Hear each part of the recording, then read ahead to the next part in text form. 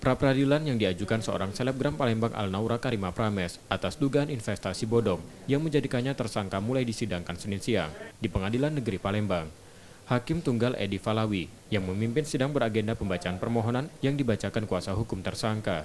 Pemohon dalam permohonannya meminta hakim menguji sah atau tidak penetapan pemohon sebagai tersangka yang dilakukan Polsek Ilirebar 1 Palembang. Ya, dalam gugatan kita pra ini kita hanya memohon terhadap prosedur penetapan klien kita sebagai tersangka yang menurut kita ada sesuatu yang memang tidak sesuai dengan protap.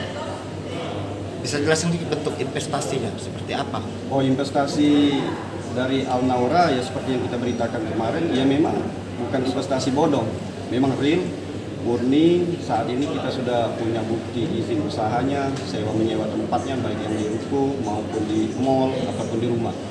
Dan juga bukti-bukti pakaian juga ada, nota-nota pembelian.